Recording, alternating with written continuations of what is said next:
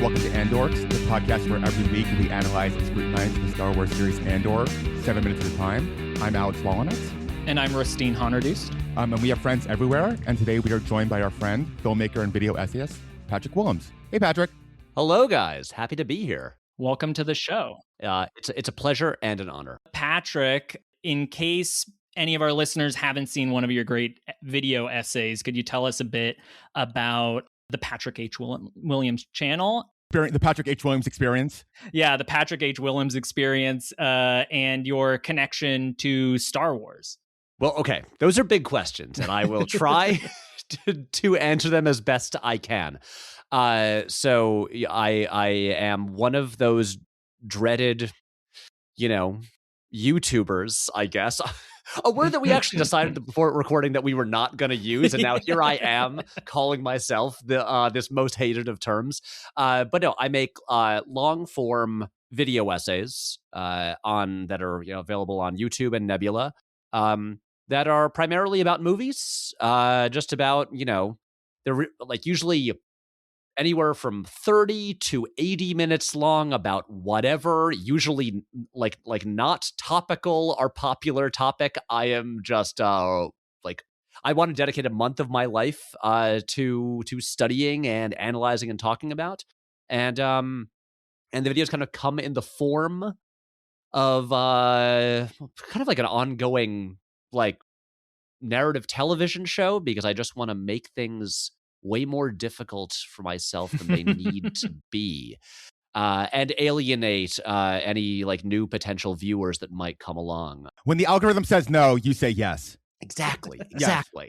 And somehow I make a living doing it, which constantly blows my mind. Thank you to everyone who watches and is subscribed.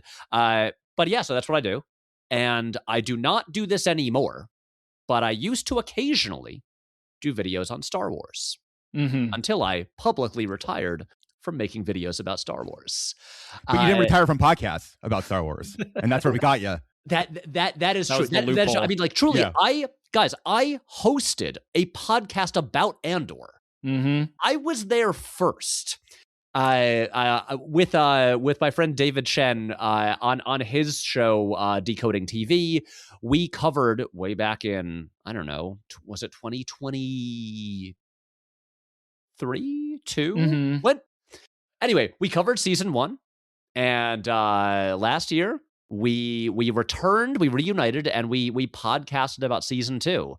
And so yeah, I will not make YouTube videos about Star Wars, but I will podcast about it. And because it is a thing. Oh, you asked me my relationship with Star Wars. Mm-hmm. It's a fraught question, I know. I feel like it's not that unique. It's the thing of I was a young boy growing up in America in the 90s, in the time between trilogies. And it I truly cannot remember when I first saw Star Wars. It was definitely on a TV. It was just a thing that I was just knew very well, and I loved from a really early age. And saw the special editions in theaters. They were, I remember each of those theatrical experiences really vividly. Star Wars is a thing that to this day, as much as I wish I could, I can't not care about. Mm-hmm. As much as things it does, frustrates me, as much as there will be disappointing stuff that will make me go oh, I should just be done with all of this. And then there's an Andor. That's the thing. I'm not it's funny now, having friends who either work on Star Wars, actual work on official Lucasfilm Star Wars things, for real. And then I have other friends who kind of professionally talk about Star Wars. So I'm surrounded by people. I'm in group chats with people who are who basically professionally have to be into it and are more into it than I am. And so I will feel the kind of the I'll feel like a Star Wars agnostic almost sometimes. I'll be like, man, yeah, for instance, I still have not watched Skeleton Crew. I will It's at some point. surprisingly good. This is what I hear, and I will watch it. I was just busy at the time, and then I watched the first episode, and then just didn't. Yeah, as somebody who hates the Goonies and was like, this is it rules. That's the weird thing. I'm like, everything about this makes me think it's going to be bad, and in spite of all of that, it's good. Right. This is the thing. Look, I've watched every single live action Star Wars thing. Like, I don't like Ahsoka. But I still watched it. And so it's like, yes, I'm gonna watch Skeleton Crew, which I'm fairly certain will be better. But yeah, I obviously we're recording this mere days after the news about Dave Filoni replacing Kathleen Kennedy broke. And I'm not super optimistic about that. And yet I will still be unable to stop caring about Star Wars. And I think part of it, to tie it all back in, is because no matter how much like dull, forgettable, or outright bad stuff is released under the Star Wars banner, Andor exists. And something like Andor could exist again. So it's I don't know about that one. Yeah. It could. Who would have thought that this thing would happen? It defied all the odds. Yes. I like to joke that Andor came about in the 15 minutes when you could get a show like this greenlit at a streaming service. Mm-hmm. We're just unlucky that it was the end of that 15 minutes, so it only got 2 seasons, and they slashed the budget by the time they got to the next Andor will be a vertical. Can't wait. But I mean, but it's also they didn't even cancel Andor. It was Tony Gilroy who was like, I don't want to do this for more than 2 seasons. Mm-hmm.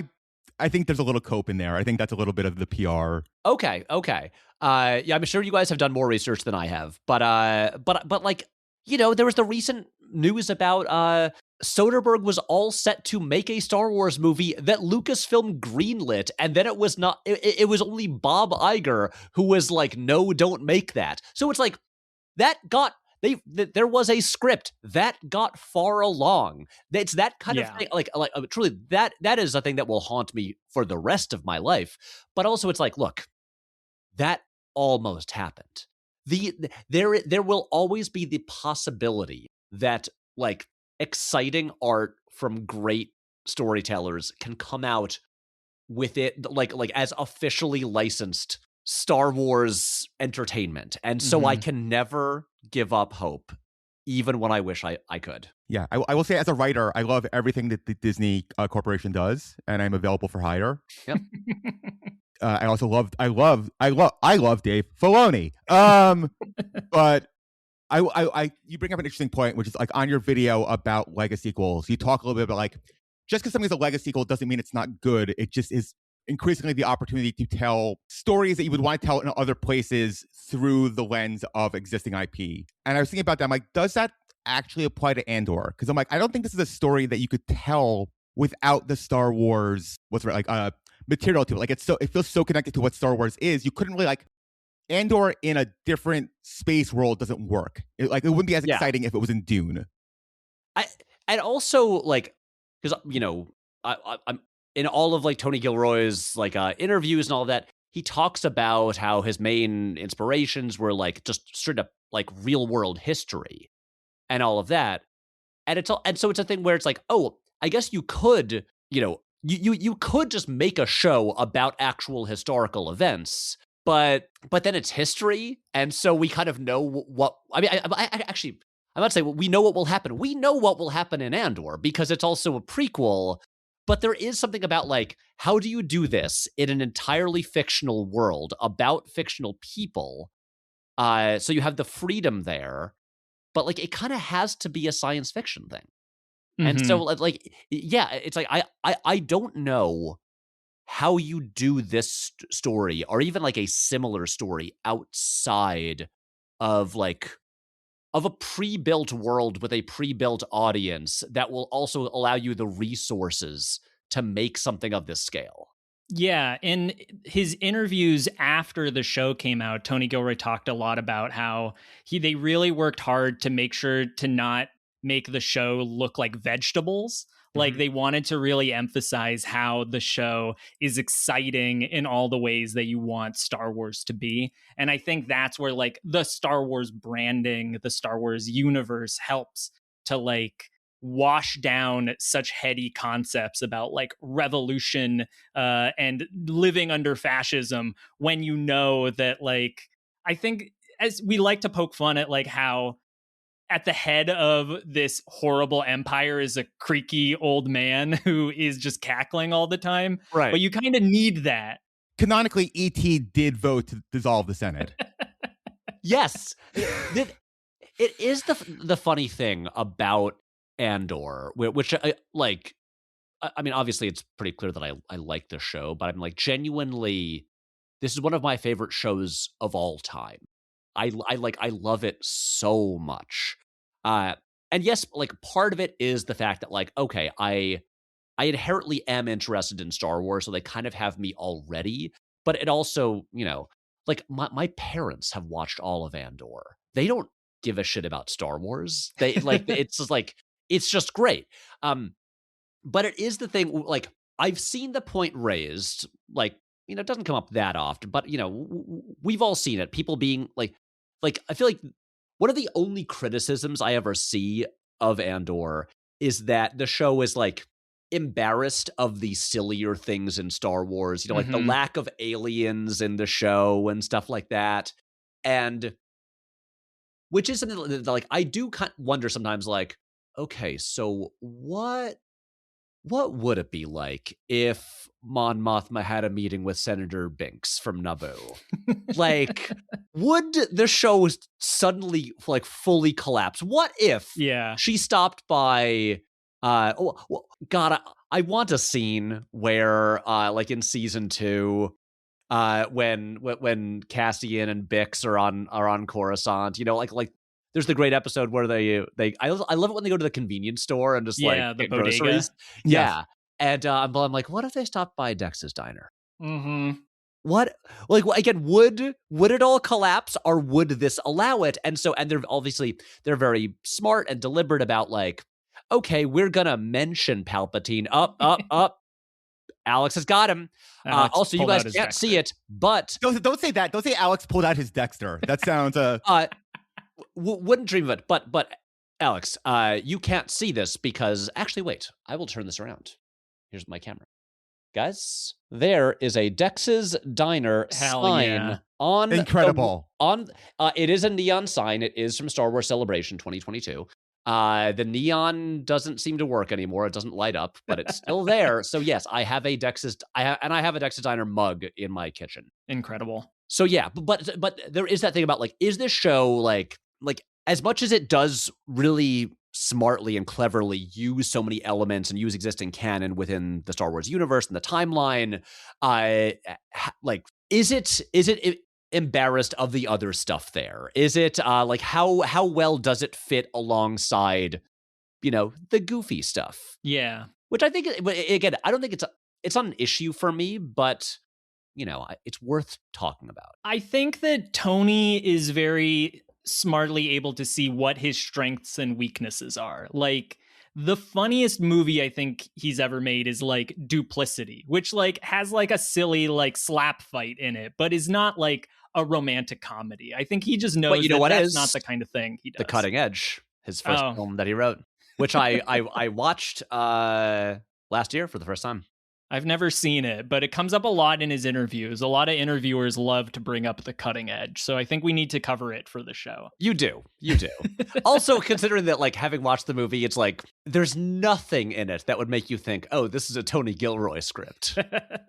I also remember there was a For Your Consideration screening of Andor in LA a couple months ago, and Tony Gilroy was there, and at the end, they're like, afterwards, Tony Gilroy is going to, hang out if you want to chat with him. And you could like see him going, oh no, the Star Wars fans are coming for me. Like, he was so used to like For Your Consideration events where nobody was allowed in. Suddenly he had one where there was people, and he was not happy about it. He did not want to be in line with Star Wars fans.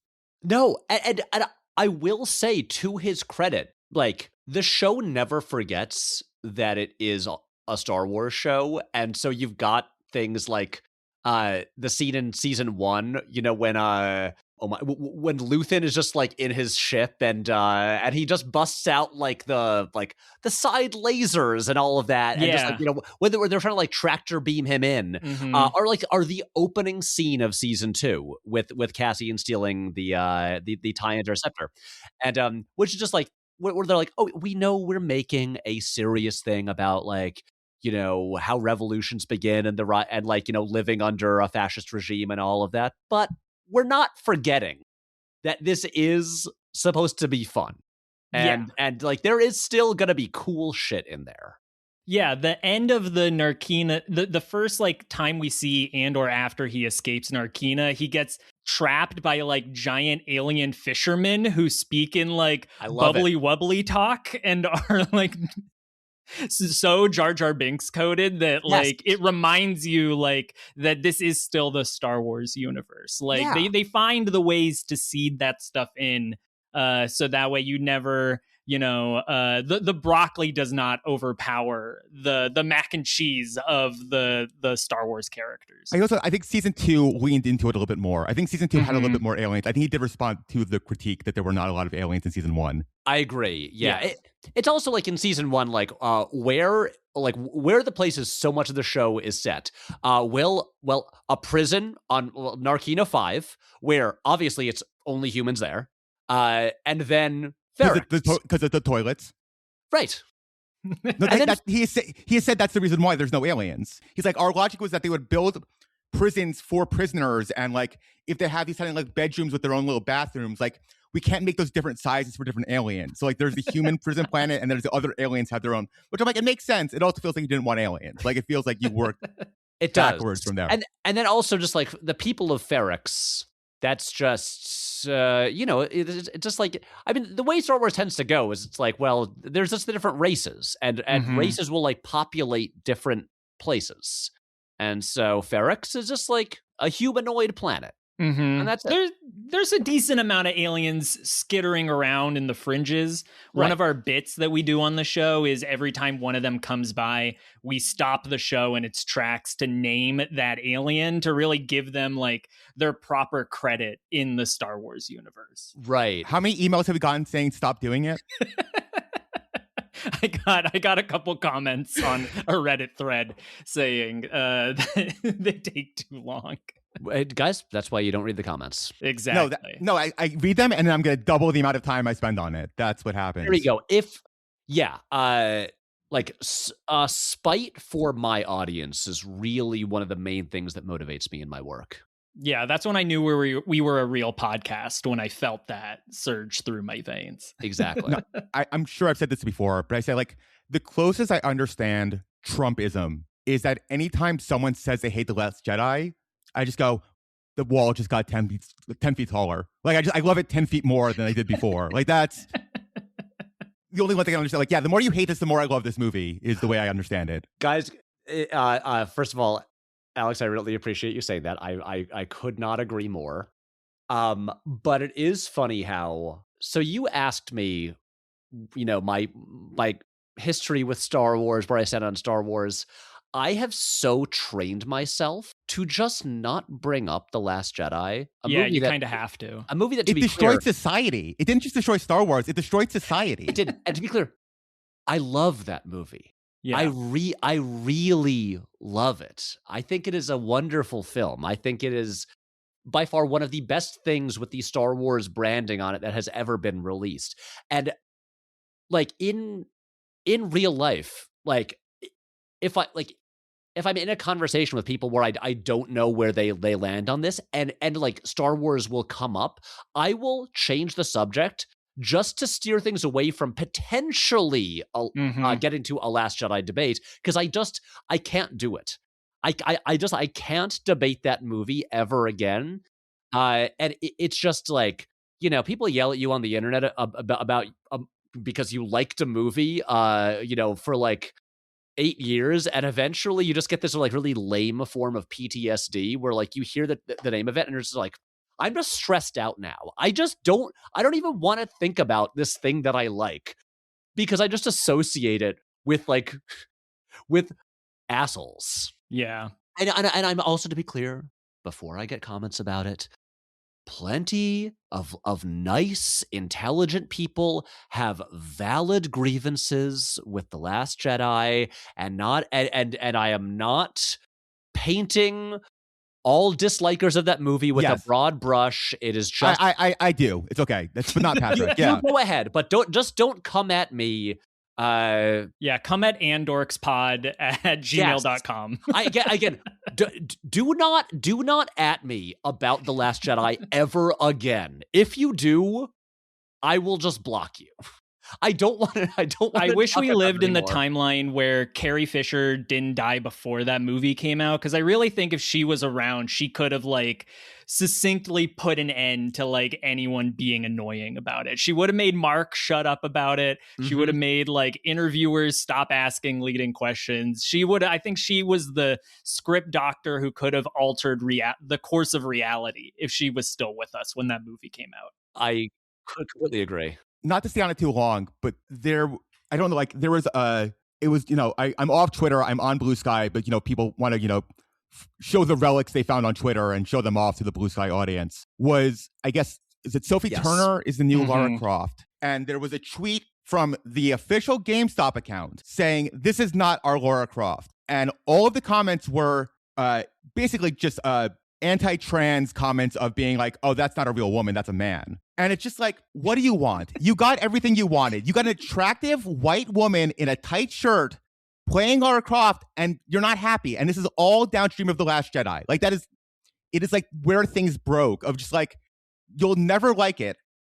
So we're just going to complain, and you can't indulge any of it. This is so psychotic, because genuinely, when I first was scrolling and saw the picture of Sophie Turner as Lara Croft, for a second, I thought it was just CGI, because she looks, and this is not a criticism. If anything, maybe it's a compliment. It looks so much like a hyper realistic, just game model, because that's what the game model looks like. If any, it's the thing of now in any live action adaptation of any nerd media, it's every single detail, every stitch is it'll be digitally enhanced so that it matches the source material exactly. And I'm if this doesn't make you happy, you will never be happy, because this is it. What more could be done? And you know what? Star Wars is to blame for all of this. Star Wars ruined the world. Star Wars, we love you, but you're bringing us down. Yep. Has anyone made that song? Ooh, we need to get Weird Al on it. How do we get Weird Al? I mean, you could just easily replace Kermit with Yoda, and it works really well. Yeah. I love you, Star Wars. Well, at least we got Andor out of it. At least we got Andor. Yeah. We got Andor, and we'll always have Andor. Isn't it funny how those losers never threw a fit about Andor because they're just too dumb to even understand. Not to be only really smart people can understand it, but it the fact that this show has all the stuff that normally would piss off the same people. Mm-hmm. And it's I don't know, was it just too boring for them and they just quit? I think that's literally it, because I've seen a few threads popping up. I've seen fascists be fascists are I don't like the show. The show's politics are trash, but I got to admit it's pretty good. There's but it has a few that are gay women. Yeah. But they don't show up until episode 4, So I think they dropped off after the first 3. And unlike Admiral Holdo, they do not have light pink hair, which would have. Exactly. Well, I mean, I think the real thing is just that it involves few legacy characters. Mm-hmm. And so, it's if they're not messing with, I mean, it basically, if it doesn't have the things to press their little nostalgia, dopamine buttons, they just don't care. And this like didn't have enough of that, so there's like, well, it's like all these new characters. What? I don't care. Yeah. You want me to write a rage bait YouTube video about you're gonna sit and have to learn and study all of this to make a rage bait video? That takes too long. You can just yell about something else for 45 minutes. Well, do you remember like when the show like premiered and there was like, I remember this clip from a video that Grace Randolph made kind of complaining that there weren't more Easter eggs in the show to make videos about. And I remember that. This is actually delightful. Congrats to Gilroy and team for making a show that is like designed to confound pop culture YouTubers. And we've gotten into this before, but I'll stop your pivot. But like the show does have a lot of Easter eggs if you look for them. Like they did bring in Pablo. I want to hear Pablo Hidalgo when he was brought into the writer's room for a day and be like, Pablo, fill in the blanks. What planet is this? But I mean, Gilroy talks a lot about what a great collaborator Pablo Hidalgo was for just like, basically like telling like, oh, here's stuff in the timeline that's like available to use. You need a name for that Imperial commander. Great, we'll use this guy. And just like, it seemed like a beautiful collaboration where it fits so smoothly into the canon. But which is then, crazy because then it's like, okay, that you look at how then the nerds reacted when Ki-Adi-Mundi showed up on the Acolyte, and then his age was not what they thought it was. That made me so mad, and I didn't know that I could get that mad about Star Wars like fandom anymore, that people were like, how dare you ruin the sanctity of the Ki-Adi-Mundi canon. I had to look it up. Tony Gilroy referred to Pablo Hidalgo as, quote, the Curia of the Vatican at Lucasfilms, which is an incredible title. It is. Yes. The way he's always talked about it is like, we're interpreting the canon of the timeline of the Star Wars universe. And that's such a different way of approaching IP work, that you're like interpreting this holy text as opposed to just reciting it word for word, which is what I think a lot of Hollywood will take for granted, that like people just want you to recite the thing that we already know. And that's exactly what they didn't. Anyway, speaking of Easter eggs, in honor of the late, great Mark Maron, who are your glub shittos? My glub shittos. Okay, well, as far as glub shittos go, I'm not sure if it's glub shitto is the plural or if it's glub shittos, but that's... You know what? Pablo, come on the show. Tell us what it is. He is our dream. For me, more than Tony Gilroy. Yeah, yes. But Pablo seems like a tough guy to pin down. He doesn't do a lot of interviews. Yeah. So okay, but so for a glub shirt, how obscure do they have to be?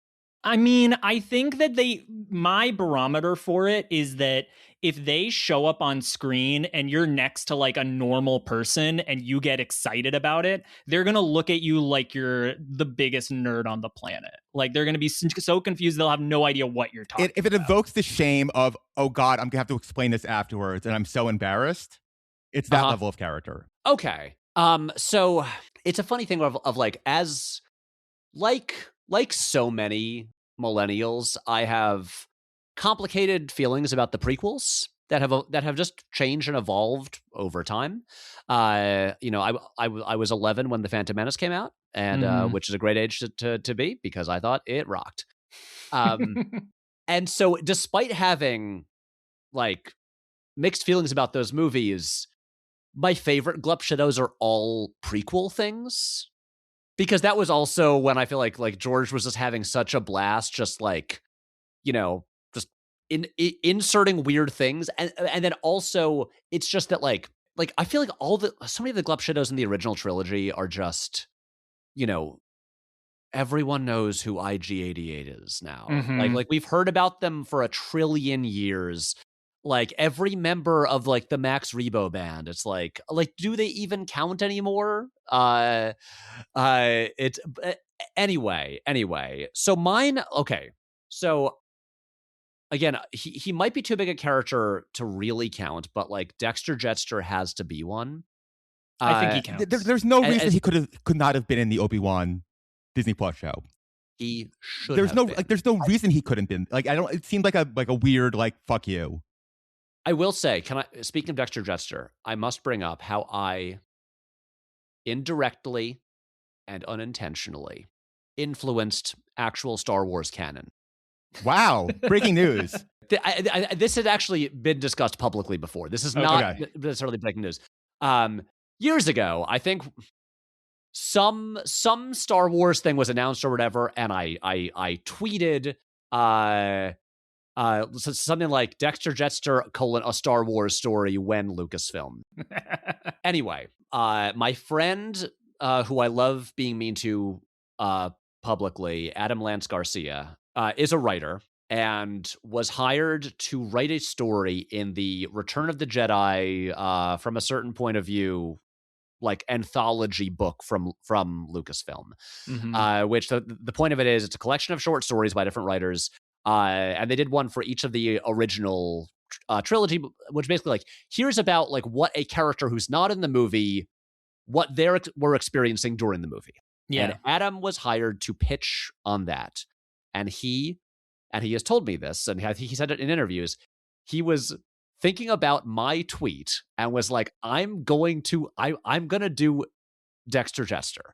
And he wrote a story that is now canon. You can buy the book in your local bookstore. There's a story about what Dexter Jettster was doing during basically at the end of Return of the Jedi. And this is inspired by a tweet of mine. So there you go. Twitter wasn't horrible for the history of the universe after all. Exactly. We got something out of it. Exactly. And I believe that is that was the first time there had been any canonical updates to Dexter Jettster in quite some time. But other characters in there. I feel like probably a bunch of us. I played a lot of episode 1 Racer for the N64, and so basically anything with the pod racing guys. Team Topagales was my guy in that game. Who you don't see a lot of him, but I'm still happy to see Ben Quadraneros whenever he shows up. I think that's a 3-episode streak in which people have brought up Ben for us. Well, yes. He just has such a funny name, and it's Quadraneros, and he has the 4 engines on his pod. But Sebulba is when in that trailer for the new Star Wars racing video game, which weirdly is about speeder racing, not pod racing. I don't know why you wouldn't bring pod racing back. Truly, my pitch for the Obi-Wan show was, when I say that, I didn't officially pitch on it. I just I think I was just here's what I'd like it to be. I wanted it to just be Obi-Wan just going to the pod racing track all the time and just hanging out with gamblers and just betting on the pods. That's what I wanted. HBO's Luck, starring Obi-Wan Kenobi. Yeah, I was do Obi-Wan Blade Runner. Just have him solving crimes each week. You're so desperate for shows with engines. That's a great engine of just Obi-Wan trying to solve weird things that are coming up in his middle years. What if it was an even cheaper show and it was just him? When they announced that Benny Safdie was in the show, I was oh, cool. Will he play a degenerate gambler who just spends all his money down at the track and maybe I don't know, maybe drinks too much blue milk? That's what I want to see. But anyway, but when Sebulba showed up in the trailer for that video game, I was there he is. They the real best pod racer around, because I'm assuming Anakin probably retired after he won the Boonta Eve Classic. So yeah, I love to see Sebulba, but it's also Gra Gra the Gorgmonger. She's cool. These are all just episode 1 characters. Yeah. I'm just realizing now, I'm getting my hopes up that Watto will be in that game and he won't, and I have to accept that now. Guys, can I show you a cool thing I've got on my shelf right here? Especially if it's Watto related. It is. Yes. They no longer sell these, but at Galaxy's Edge, they used to have these little... Is Alex getting his?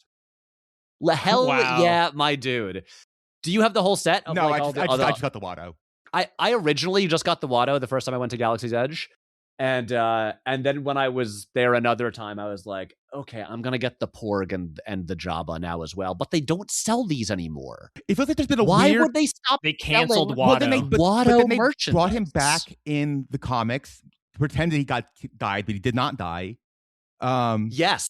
Watto, who did not die. And then they're now finally releasing the Watto Black Series figure.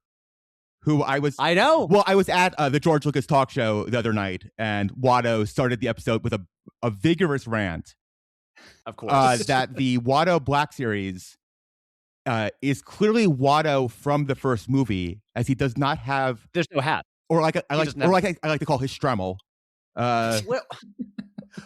Where's his sequel hat? So you know he aged. So that is... It's that design, but this box says from Attack of the Clones. So you got to pick one. Lies. Maybe he had it in his writer that he gave a more grounded performance. He likes his performance in Attack of the Clones more, so he wanted to be credited for that. Or does he want his more youthful appearance from Phantom Menace, but he wants to make it look like he remained looking as young as he did then, like a decade later? No, if any listeners of the show similarly have the ability to write a Star Wars short story, let's talk. My ultimate pitch, which is Watto Uncut Gems. Yes, it writes itself. And then, again, this is basically what I wanted the Obi-Wan show to just kind of be a vehicle for. I'm trying to think of who are my other glupshittos. I know I've got some. If you think of any during the episode, it's an open door. Feel free to shout out TC14 at any time. We love TC14, but like she's not like, you know, I feel like that's like Griffin has his whole thing with TC14, sure. And I have never felt those feelings toward that protocol droid. Oh, sorry, toward that. No, yeah, it is a protocol droid. Yeah, it's a protocol droid. And so like, no, oh my God, who else is there? I don't know. What are the other answers you guys get for this? Actually, who are your glupshittos? I'm sure you've said this on like a million episodes. I mean, mine is Watto, but I should have a better, deeper answer than Watto. I love the droids. Doing this show, we discovered that Kieran Shaw is one of the little people actors on in Star Wars, and in Return of the Jedi, he plays the Gonk droid who's being tortured in Jabba's palace, which was already one of my glupshittos. But then I discovered in The Rise of Skywalker, he plays a Gonk droid in the Resistance base. And so now the headcanon I've created is that Gonk droid escaped Jabba's barge and joined the Resistance to defeat the Empire, the First Order. Sorry. That's pretty good. I will say this is, you know, I don't think this counts as a glupshitto, like has become too big. But I do have here, literally on my desk, I'm just realizing what an insufferable nerd I sound like on this show. This show is for insufferable nerds. Don't worry. And insufferable leftists. It's a real, it's a really bad intersection. The Venn diagram of insufferable internet people. But I'm like, oh, so I've got my, my Dex's Diner neon sign. I've got my plush Watto. And then here on my desk, again, this is a movie that I really am not a fan of at all, but I do have a tiny little Babu. Hey, Babu. This, I believe, I think my aforementioned friend Adam, who wrote the Dexter story, gave me this. It was like a C-3PO action figure, regular, like Black Series, and then it just came with the Babu Frick. Oh.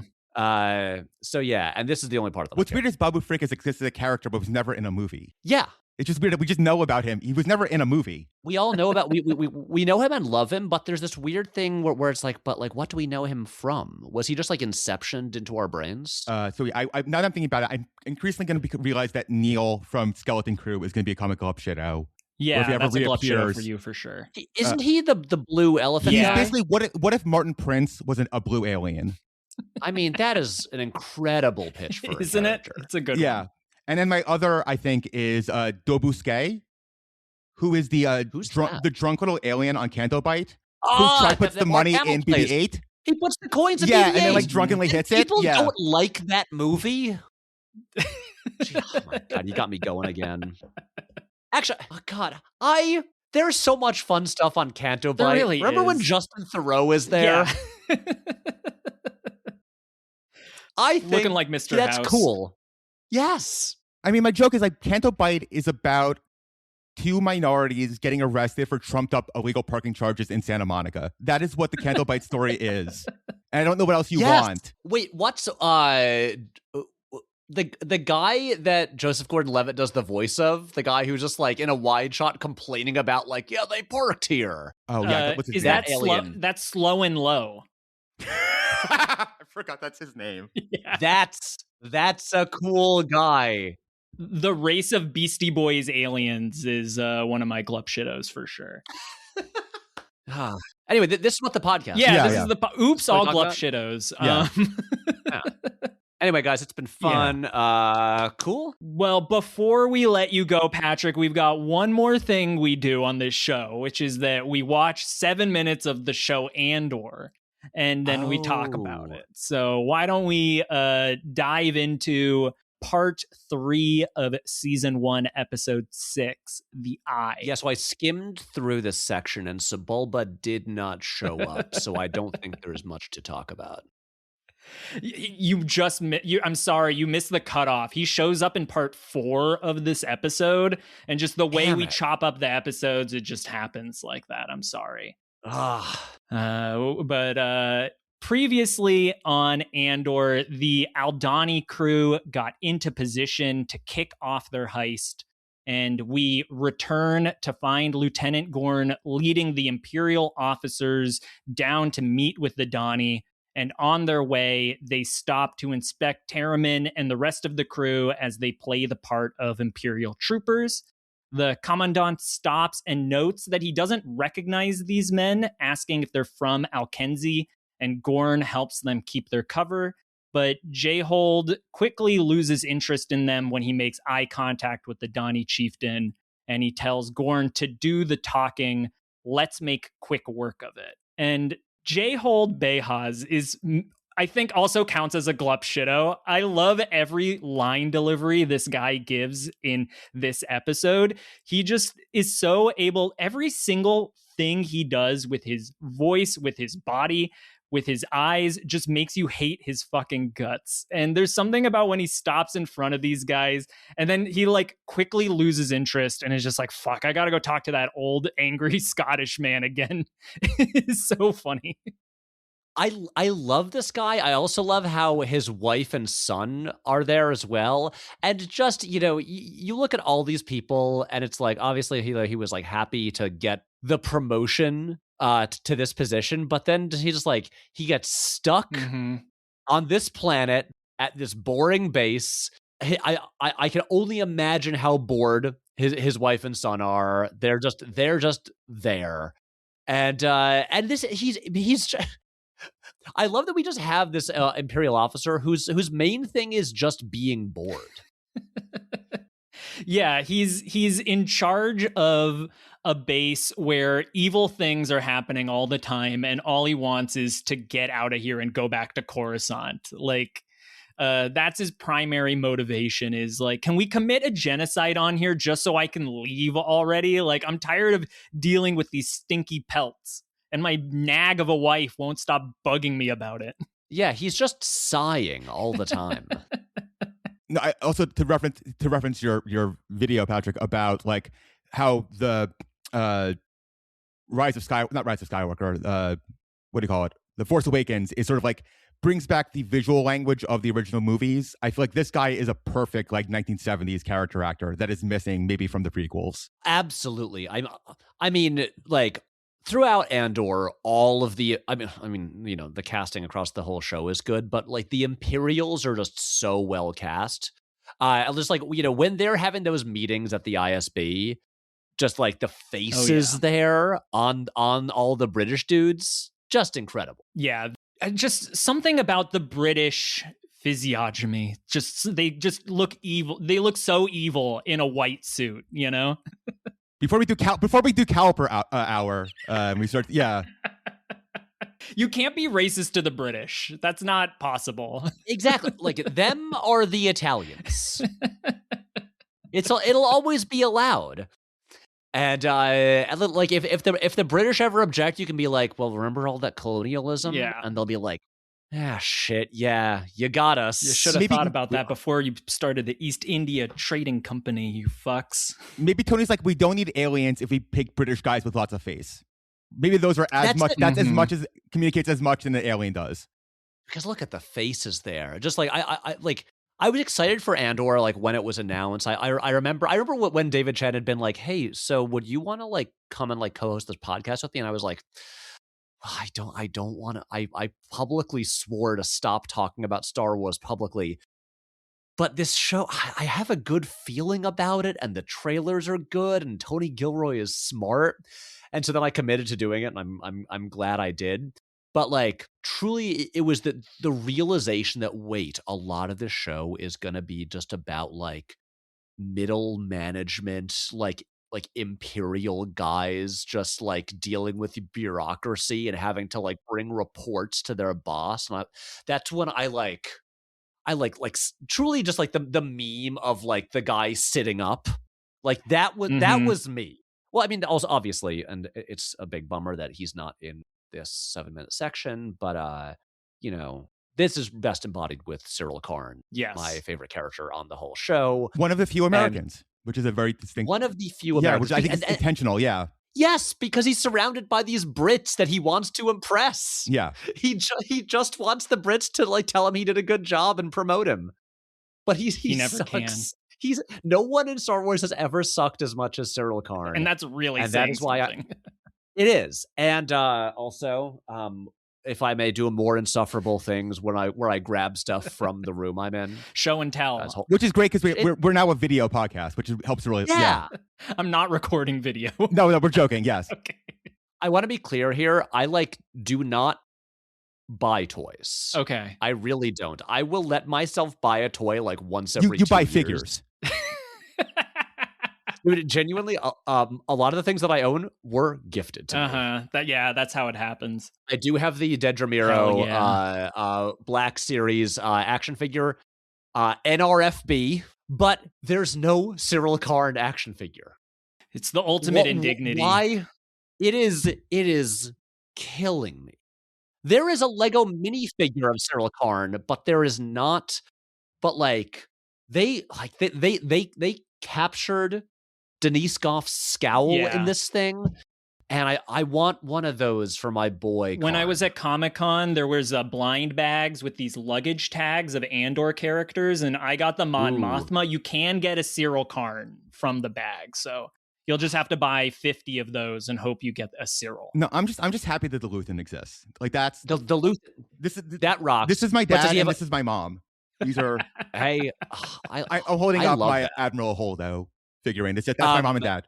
Does Luthen come with his wig? No, it's very upsetting. I have to 3D print it. We just need a second figure for Coruscant Luthen. Yeah, he deserves to. Yeah, with live laughing actions. You press the button on his back and he laughs. Yeah, exactly. He throws his head back and chuckles. I just want to say to any listeners, if you enjoy my work, I have a P.O. box. Please send me any and all Syril Karn merchandise. That's why we get into this business, so that people will send us free stuff.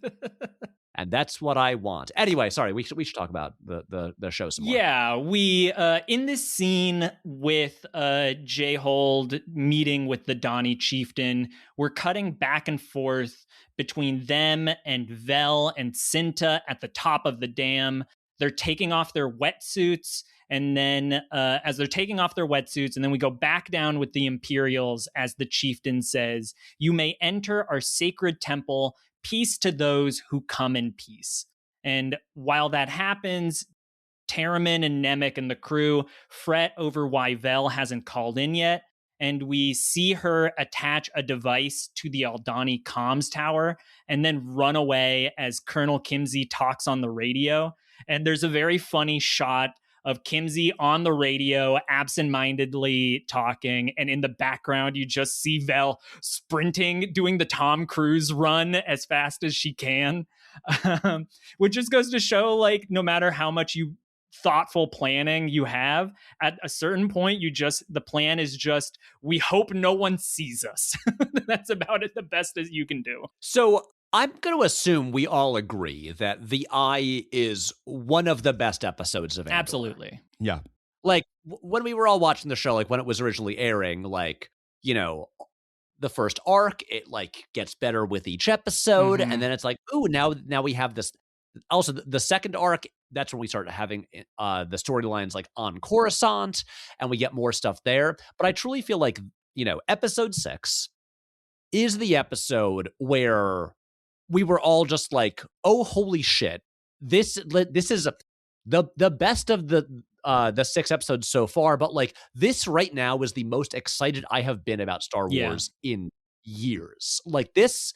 Like, I didn't know this show could be this good. And then as it goes on, it would, you know, become even better.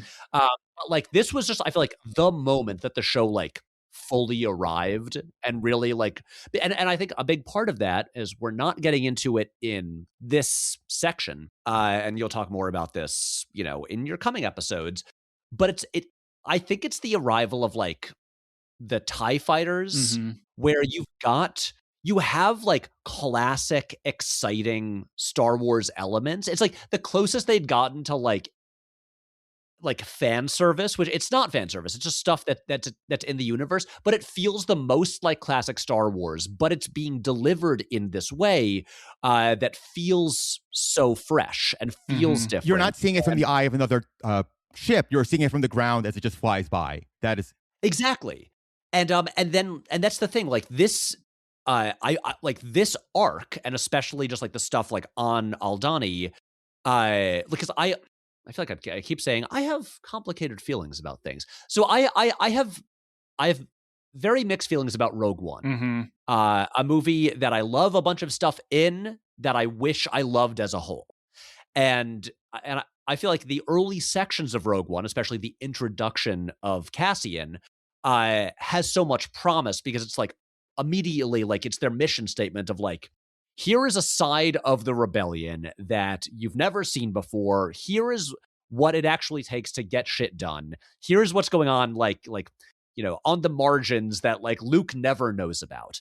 And this whole operation of like them like taking over this base and breaking in, is like, for me, what finally like followed through on the promise of those early scenes in Rogue One. And it's just little things like how they have this plan. They've rehearsed it and practiced it. They all know the plan.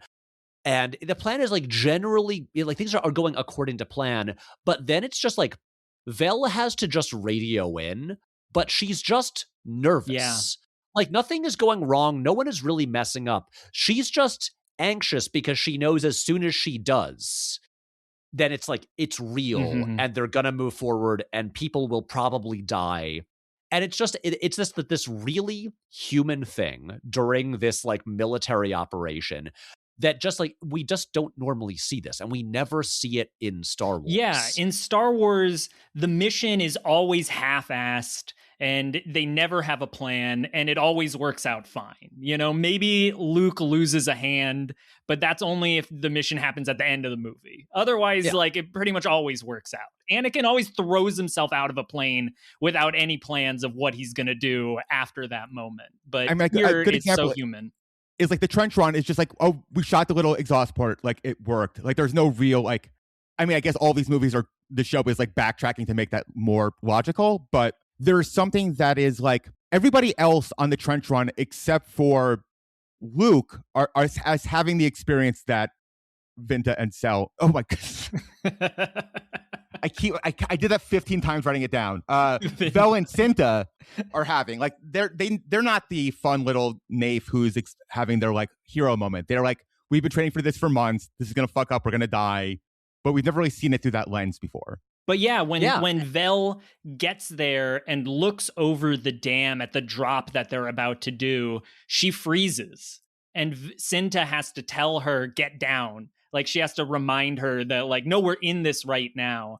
And also just like it's, you know, when you have that shot, I have it paused on my screen right here of just her POV shot looking down. It's also just like, Jesus Christ, what a beautiful use of like real life locations. Yeah. Just like, you know, obviously like Tony Gilroy has talked so much about like their location scouts and how they utilized like real places. And just like, it is, I think, a staggering achievement throughout this entire show. Just the way the world looks incredible and like, you know, larger than life, but so tactile because they just found cool places. I'm like also learning that like so much stuff in like, you know, like on Coruscant isn't it like an opera house in Spain or something like that? Something like that, yeah. Like, yeah, it's wild. And this is just a dam in Scotland. And but I don't question at all that this is like, right, this is like an Imperial base. Yeah, we then go from the base back down to the shrine where Leonard, in his Imperial blouse that his dad has forced him to wear, hands J-Hold the fur that will then pay for the Empire's lease of the land. The Donnie chieftain grabs it.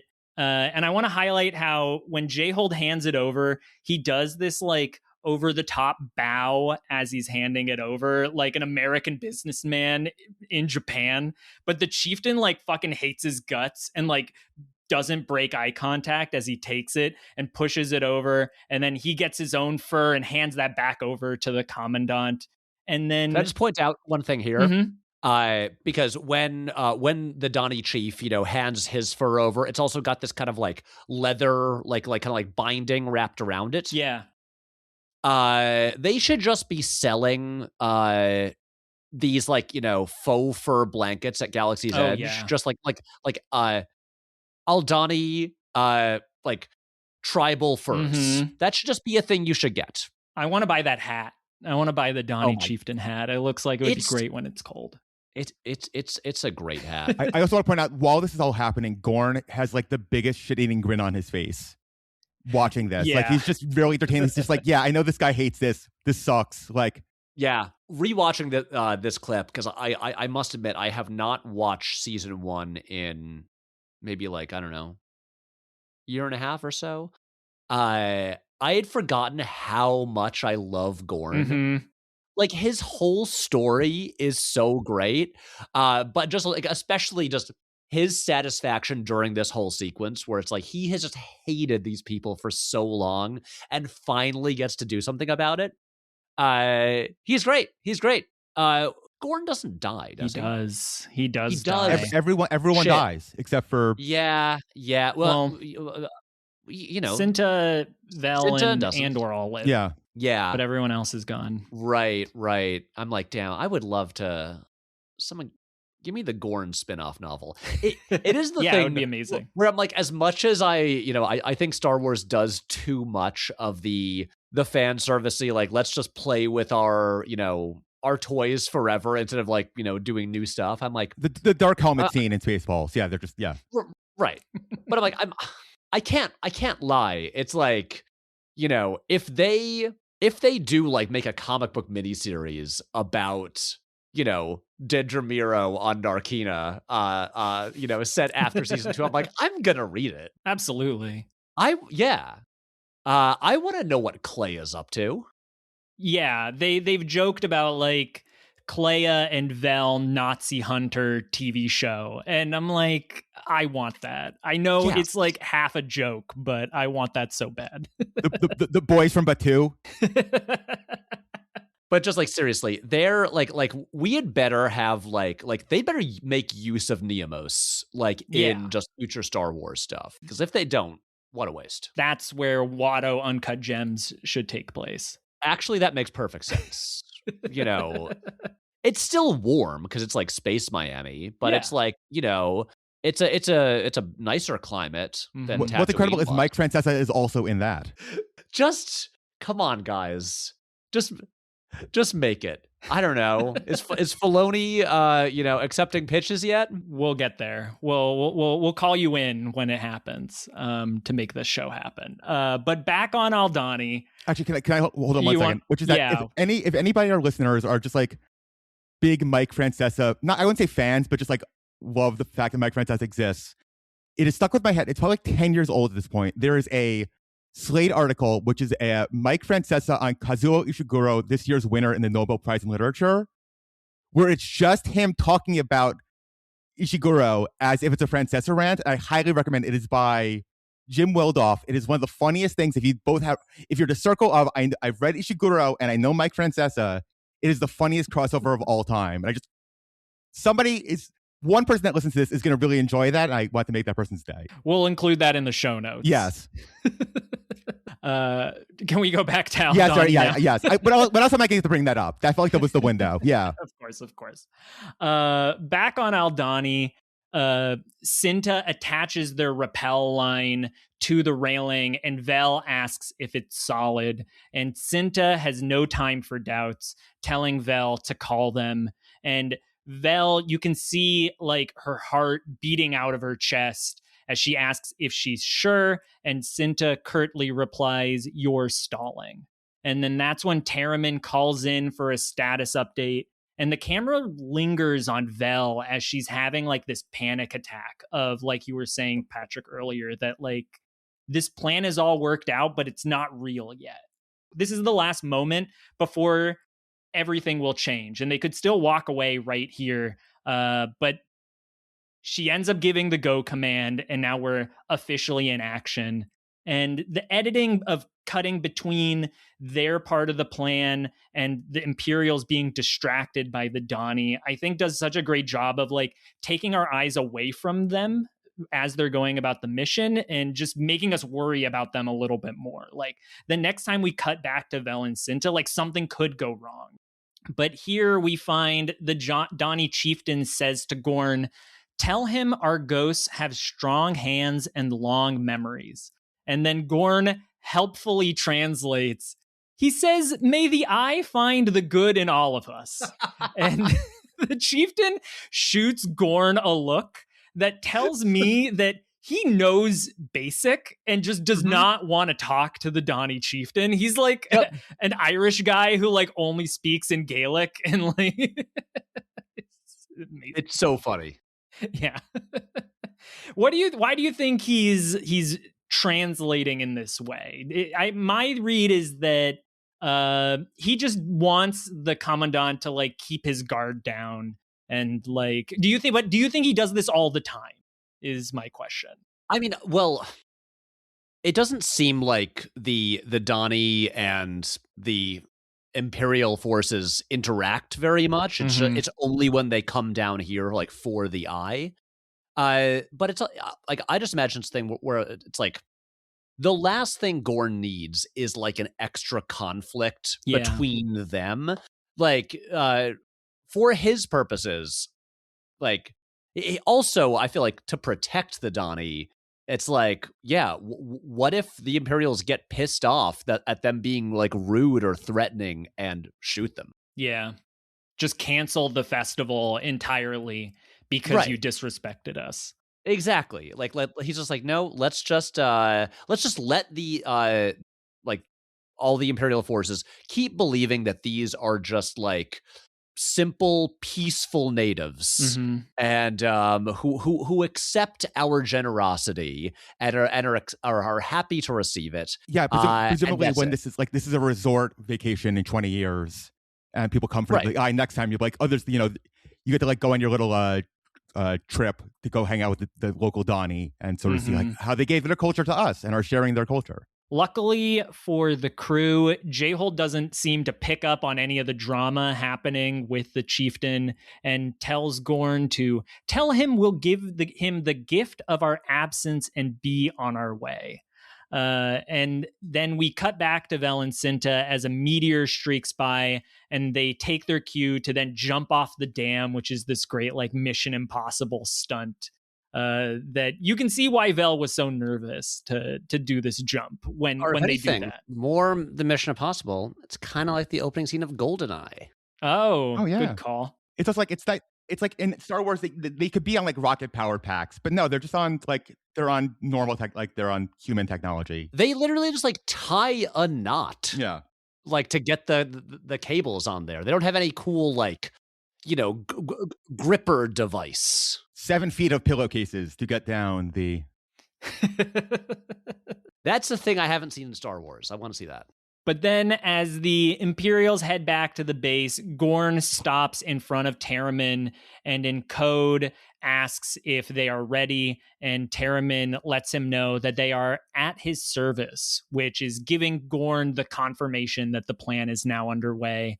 And Terriman then leads them all in a march up the hill. And we leave with the Donnie chieftain grabbing the fur from another pilgrim, pushing his way through the crowd, seemingly telling everyone, hey, check this out, and then chucks it in the fire. And everyone has a good laugh. I love it. Check this shit out. Where do you think the Imperials got the fur that they gave them? I'm assuming they have their own like goat farm somewhere that they maybe got it from, or maybe they're importing it from Coruscant or something. I did honestly wonder if it's like a leftover fur that they were given last year. I always say, what is friendship if not the same $20 on Venmo going back and forth? And what is international relations if it's not the same rug going back and forth? Yeah. That little detail of the chieftain burning it just paints such a vivid picture of this relationship that like the second the Imperials go away, the Donnie are just talking about how much they hate them. And in the previous 7 minutes, we saw the Imperial Commandant talking about how kind of stupid and naive the Donnie are. And we see here that they know they're getting a shit deal. Like they know that they're being taken advantage of and the Empire are their enemy. They just don't necessarily have the means to fight back in the way that our rebels are going to get to. Yeah, especially considering that like the Donnie like forces are now like so much smaller than they used to be. Mm-hmm. Like, they can't, they are powerless to do anything. Which we've talked about before is like, that's a COVID issue. That's why it's so small. Like, but that's like a perfect example of like, use your disadvantages to storytelling to make something be creative with that. And you can actually make it more profound when you actually have those limits or you have that functionality. Oh yeah. It's like, I've heard Gilroy talk about this and how originally they wanted like hundreds of them there. Mm-hmm. And I'm sure it would look cool to have like vast swaths of extras. But just thinking about like, the way this scene reads now, it's like, if there were like 300 Donnie there, you might feel like, oh, they could, because of the numbers, they could actually maybe, like if a conflict broke out, they could maybe do something. But because their numbers are so small, it's like, like they know that they can't fight back. Like they're powerless. All they can do is be like resentful and be rude in their own language. Yeah, they're surrounded by the ghosts of 300 Donnie who should be there, and that's on their shoulders. So yes, Squadron 3. After that, Squadron 3 continues their march up towards the dam with the commandant. Gorn asks the soldier stationed outside if everything is in order, and he says yes. Gorn reminds him that he wants no one up here without his permission, and Gorn stands by outside as the rest of the group continues their march inside. I want to highlight like how good a job Gorn has done of like making the entire base afraid of him and afraid of getting on his bad side. He's used like the Empire, as we've seen throughout this arc, like only functions by instilling fear and punishing its own like Imperial officers. And Gorn has now used that against them to make everybody on the base so afraid of him that he can have near total control of the base with just his words. Is just really, it's part of why I think we want that Gorn book. Like, how did he get to be this capable? Well, and also, like, I would, and again, I know Like, I want Star Wars to move forward and do new things, but also I feel like the books and the comics are for the like side stories or like the backstory or whatever. And I would like to see the story about like Gorn and his relationship with the woman on Aldhani. Mm-hmm. I want to know about it. Don't we all? Yeah, he's a great guy, and I want more Gorn. I'm imagining like a ribald novel of him, like Fabio in the front of his romance with the woman on. I bet it was just like that. But like, wouldn't you guys love like a Skeen prequel novel? Oh yeah, that guy has lived a life. Well, I think to what we're talking about, like there is no reason why all of these spin-offs can't be actually rich stories in their own context, but you have to follow the story, not the character. Right. I mean, when they announced a Cassian Andor TV show, I was like, this is what we're going to do. Yeah. We're just picking random characters and making a whole show about them. I don't care about that. And now here we are. Yes. It is possible for things to be good. I know. Yeah. It's hard to believe that sometimes. Yeah. Basically anything could be good. Mm-hmm. Someone described it as like, modern Hollywood is bad ideas done extremely well. Yes. Yeah. That's a really good way of putting it. Like, there's a lot of talent and a lot of artistry doing this, but the things that get made are not great ideas. Yeah, that's the thing. You can like there are so many. Anything could seem like, you know, a soulless IP cash grab, and then if the right people get to work on it and are given, you know, room to do what they want to do, you can basically make anything good. So yeah, this is why I can't give up hope when it comes to Star Wars. Neither can we. Comment redacted. But yeah, Gorn watches as the group walks inside. Then the little troop of the Commandant passes by, Gorn ranting about, you know, it's the old ones causing all of the problems, as his son either looks miserable about his dad talking or the smell of the rug. But either way, he is not happy. Mm-hmm. Yeah, I never caught that detail before of J-Hold blaming the old ones when I'm sure the young ones hate you too. Yes. And he needs to have some anecdote for any time someone comes of like, yeah, I had this bullshit with this guy. It's just, they don't hate us. He's just an asshole. Yeah. Yeah, like you're saying, then we cut to sort of the POV shot from Cinta Envel from the top of the dam and sort of seeing the bird's eye view what's happening as the plan is really about to commence. We then cut inside of the dam behind the first door. We have a guard sitting in front of the locked vault. Not vault, but the, what do you call it? Like the sliding elevator, thank you. The squadron, the Commandant enter, and the Commandant continues his rant. Because the days of passing skin and ritual nonsense will be soon behind us. No great loss there. It's not as if there's much Aldhani civilization to even forget about in the first place. Bastard. Fuck off. Fucking hate this guy.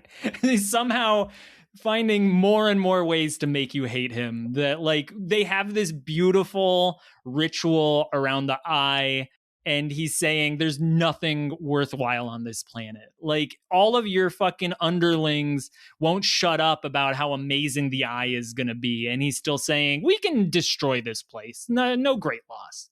And we talked about this a little bit last week, but like there's something to say about like, this is such a classic colonial mindset of the people that we're conquering have no culture. We are the ones bringing culture to them. Right. As opposed to understanding their culture is just a completely different thing. We are the ones who are intelligent and smart, and these people have no context. So we have but they're throwing like animal furs around. Like they're clearly stupid. They don't pay for things with gold doubloons like civilized societies do. Or jellyfish. The jelly money. What was it called again? I don't remember. God, that's another club shitto. Is it from Mandalorian when he gets paid in like the little jelly money? Yeah, it is. I cannot remember. Calamari flan. What? It's calamari flan. Is it the currency for the Mon Calamari? Yes. We needed some more Mon Calamari in Andor. I'm just going to say it. My only criticism. Why wasn't Admiral Akbar on Yavin 4 with Mon Mothma and Bail saying we can't trust Luthen? my other pitch is season 2 of The Wire, but with Mon Calamari as like the ports, the dock workers. Oh my god! I mean, I'd watch it. Yeah. I'd watch every episode. Mm-hmm. Yeah. And so they enter inside. And at this point, since they have now officially started the robbery, I'd like to start this third edition of 1907 Minutes, which I cover the story of the 1907 Tbilisi bank robbery 7 minutes at a time. Last time on 2 episodes ago on 1907 Minutes, we introduced, actually, let me put my timer on to make sure that this bit does not go on too long, because I'm sure people hate this, but I have to do it. 7 minutes starts now. So far in 1907, we introduced you to Camo, the renegade thief and brute who was happy to get into any fight for glory or money. We covered his attempted smuggling of weapons and money across the Black Sea to Russia with mixed success, and how after this attempt in 1907, the Fifth Congress of the Russian Social Democratic Labor Party decided to ban expropriations, which were the legal attempts to steal money to pay for the revolution. But since we are at the beginning of 1907 and the bank robbery has not happened yet, clearly some people did not listen to that edict. At this point, money is very tight for the revolution. Legal newspapers are shut down. Donations are dried up. Party dues from workers have become unreliable. Arrest and exile destroyed normal organizational infrastructure. The heat is very much on, and the Mensheviks, the majority of the Communist Party at this point, didn't want to be seen doing anything too illegal. The Bolsheviks, the minority, disagreed and secretly created the Bolshevik Center, which would continue expropriations. The Bolshevik Center was headed by, quote, a finance group consisting of Vladimir Lenin, Leonid Krasnov, and Alexander Bogdanov. Krasnov, which is another feels like a Star Wars character, was a conciliator who hoped to reunite the opposing factions of the Mensheviks and the Bolsheviks. He lived his double life as a law-abiding factory manager, so convincingly that the workers at his one point called for his dismissal, unaware that he was the one who was secretly producing the literature that encouraged them to resist, which is a real Luthen move. He was skilled in handling fund transfers, false documents, and secure communications. Krasnov received the money from wealthy liberals that made it possible for the RSDLP to organize its first clandestine printing press in Baku. Also sounds like a fucking Star Wars planet. A huge underground operation accessed by a disappearing trap door designed by Krasnov himself.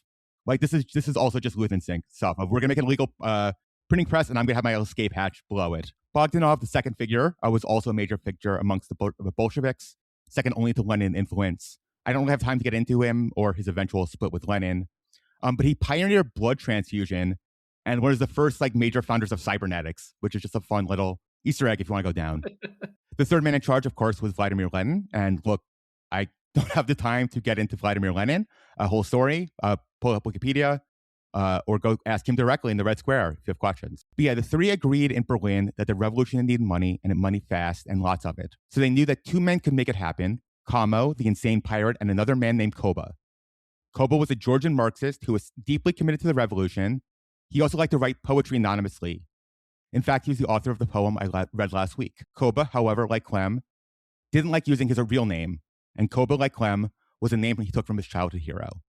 His real name was Yosef Bezarinos de Zhugashvili, or as he's otherwise known, Joseph Stalin. And we will talk about him next week. And I did it in 4 minutes, so stop complaining, nerds. That's the 1907 for the week. Thank you, Alex. And if there's any questions, please, now's the time. Yeah, it's ultimately, it's not a one-on-one analog, but I think there is so much grist and mill in this story. Like I said, that sounds like Star Wars bullshit. You could easily put this in any one of the stories, and this all sort of matches. That's the brilliance of what Gilroy did. It's not a one-to-one, but you just use some of this stuff in the past. There is so much stuff to be put into these kind of stories if you just do a little research and are curious about other stories that already exist, as opposed to just retelling the same IP stories over and over again. Yeah, it becomes recursive, like the snake eating its own tail of if you make Star Wars stories about Star Wars stories, that gets old. But as soon as you introduce real history into it, it is such a breath of fresh air. Yeah, you can easily imagine a lieutenant, an Empire lieutenant being him, a Gorn figure, and him being I'm going to publish newspapers to be why I suck, and that's why you should be away during the eye. Is would make a lot of sense in the character. Yeah. So now that we're inside, I will return to the episode itself. Once they're all inside, Cassian holds his hand on the lever. He pulls up the lever, locking it, and raises and aims his gun. And it's fully started. Can I just say here? Oh, please go ahead. That lever is a cool looking lever. Oh yeah. That It almost looks like a cartoon, like giant power switch. Like when he pushes that lever up and there's also like a bunch of red lights around, I believe, oh, that was a serious thing. They are locked in now. It almost feels like it should be green, and then when he locks it, it becomes red. Like it feels there like it should is have like that a little yeah. screen that turns red when he locks it, which is great. Yeah, but it is it Luke Hall? Luke Hall? Luke Hall. Luke Hall, the production designer that Tony Gilroy talks about all the time, and obviously he did great work. And I think this lever, an undersung piece of his work, and I wanted to shout it out. I just it popped for me on this rewatch. That's the item he stole from production after it was wrapped. I mean, I would. So yeah, the entire squadron is pointing their guns at the kidnappees. Tamron tells the guard to drop his weapon and get on the floor, who follows his command, and Skeen kicks it away. The commandant furiously asks where Lieutenant Gorn is, as Skeen points his blaster at Robotus and Leonard, telling them to get on the ground, and Robota starts to cry. I want to call this out as maybe one of the most radical things I've ever seen on a major streaming service. That the heroes of our story have a gun pointed at the heads of unarmed women and children. And it is never once even insinuated that they're doing the wrong thing. Not only that, when they resist, he pushes the gun harder into his head. Yeah. Yeah, this is not like someone is going, Skeen, don't do that. Yeah. Like when they introduced the wife and the kid earlier, you kind of think like Chekhov's wife and kid, like we're going to feel bad about them. But it's like, no, like fuck these kids. We're going to gag them in a minute. Yeah. The commandant asks what's the meaning of all this, and we see the entire squadron is now aiming their blasters at the commandant, and Tamron again tells him to be quiet. Tamron motions to Nemec and tells him to move. Nemec's hands holding gun are visibly shaking. He's still freaked out, and the commandant continues barking that this is an outrage as the squadron moves forward to their next step until Colonel Pettigar takes out his hidden blaster and aims it right at Nemec's face. Yeah, he like signals out Nemec as like the potential weak link of this team, that he can get his gun out on him.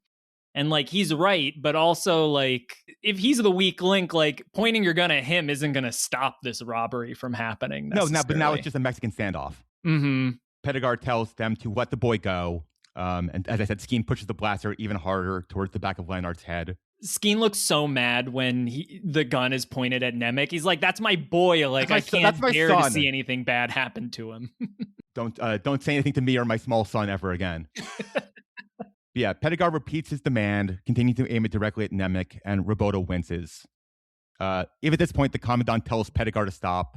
Cassian tells the group that nobody has to die, but Pettigar continues to point his gun at Nemec, and then there's a blaster noise, and it's unclear what that's coming from. Basically, someone shoots Pettigar, and immediately Pettigar blasts towards the wall just inches away from Nemec's face, which I would like to call a McClunky situation. But if only someone had said McClunky. But like, this scene has been edited 5 times of like, did he shoot first? Did Cinta or did Vel shoot first? Like, this has been changed a couple of times over who shot first here. In the script, Cinta shouted McClunky before she shot Pettigar, but they decided to cut it out because they didn't want the reference. Well, they had to do the weird CGI of Nemec's face moving a couple inches to the right very fast just to miss the shot. Yeah. Now that we're getting into it, I'm really disappointed with Tony Gilroy here and his lack of integrity, because this is what Star Wars is about. Like, people say McClunky right before they get shot. Did they ever say what McClunky meant? Yeah, it means it has a specific meaning. I just looked it up the other day. It's something like "I'm gonna get you" is basically. Cool. Thanks. I'm really glad you got that in there. This will be the end of you. That's what McClunky means. That added context just recontextualizes the whole scene. At this point, Pettigar falls over dead because he is a bad guy, and when you're shot by a bad guy is shot by a blaster, you die instantly. When you're a good guy, it's just a bullet wound. Nobody knows what's going on until Cinta reveals herself as the shooting, hiding on a ladder, which is, again, some real James Bond shit of them climbing down the ladder, and then Vel drops down to join her. Yeah, really fucking badass move by Cinta. Is it 2 episodes ago when Cassian is introduced to the crew? Is Cinta described as a true believer? Nemec is the true believer. He's the true believer. And then Cinta is the hardest one out of everyone. Yes. Yeah. And you really see that like throughout this heist, that like no one is more down to kill people than Cinta is. Oh yeah, I she's the one, you know, when Vel is getting nervous, she's just like, you know, like, hey, man the fuck up and like, let's do it. I gotta shoot some guys. I truly doubt that Tony Gilroy has played these, but there's a big Metal Gear Solid 3 vibe happening in this in this room. Yes, a game I dearly love. Yeah, I think if Tony Gilroy was a fan of Metal Gear Solid, Tony Gilroy would have been in Death Stranding 2. So we know that is not a. There's still time. You can get him in the DLC. It feels inevitable. I mean, look, I got to imagine, you know, Kojima's put in so many directors in there. Like, not all of them play video games. I bet they're just like, hey, an influential Japanese video game man wants to meet with you while you're in town on a press tour. And they're just like, yeah, okay, I'll go. Yeah, I'll get body scanned. Yeah, okay, I'll become a model for a character voiced by somebody else in this confusing game. I mean, I will never forget playing Death Stranding 2 and being like, you have to save this guy from the top of a mountain. And then picking him up and going, wait a minute, that's SS Rashmouli, the director of RRR. Or just not playing himself, but just that's a face. I remember like I have not played Death Stranding 2. Oh, sorry, spoilers for Death Stranding 2. But the no. I think like the day after the game came out, I received a friend. I received a text from my friend Jacob Geller, another video essayist, who just said, "Patrick, I have to bring this to your attention. Rajamali is in Death Stranding 2," and just sent me a screenshot, and I like lost my mind. and so yeah, funny guy, funny games. We love him. Hideo, come on the pod. We know you're a big listener. But yeah, outside all of this, Gorn focuses on the locked door behind him. A soldier asks if everything is all right and sort of snaps him back to reality. Gorn tells the soldier, it's all good. You can join your men at the bottom of the hill now. Enjoy the eye. Just pay no attention to the man behind the curtain. Everything's fine. And I just want to shout him out. He's such a good actor. Like, he has all these scenes where he just has to stand there and look conflicted. And every time it just like, he does such a great job of like showing the weight that he's been carrying on his shoulders for like, they said he's been here like 7 years or 12 years. No, 7 years. Yeah. And you just see that all on his face. It's really remarkable stuff. And whenever I think about this, I'm just like, as much as Aldhani is a beautiful place, and clearly there is a like, you know, there's a culture there among the native inhabitants. I'm just like, seems like a really boring place, especially that base. Yeah, to hang out for multiple years. Like, what is going on? Is there a nearby town to go into? They have an enterprise zone. Yeah, they have like the pleasure zones. Please, you know, the Imperial officers are causing all kinds of trouble down there. They don't mention Aldhani at the Empire recruiting events when they go to high schools. This is what you could be doing. Oh yeah. Yes. Back inside, the commandant tells Tamarin they'll never get out of here alive, which is true. At least for Tamarin. But Tamarin takes the opportunity to give him a massive backhanded slap. Not a forehanded, backhanded. Huge fist bump moment for me. Like, I'm so fucking pumped when he does that. Yeah. A real I demand satisfaction slap. You know, like, Taramin is channeling every fucking asshole commander he had as a stormtrooper when he does that. Like, how many times did he wish he could do that to somebody? Also, this guy is one of the most slappable characters in all of television. Those big cheeks of his are just, they get such a great smack. That's the thing, because I also, my headcanon is that because he doesn't do anything here or ever have to go out, that he like put on some weight like while he was there. Yeah. Well, it's established that his clothes doesn't fit and they fit last week. Right. Yes, duh. This isn't my head canon. This is actually the canon. Literally, the introduction of his introduction is that he's gained so much weight on this shitty planet. I love it. Yeah. The opposite door to the entrance opens. Nemec and towards the elevator. Nemec and Cassian make sure nobody is waiting for them on the other side. We can see that now that everyone has been tied up except the commandant. And then there's another bright spark, but it's not a blaster because it's outside again. Chieftain throws the rug into the fire and then throws some like cool blue sparks on it.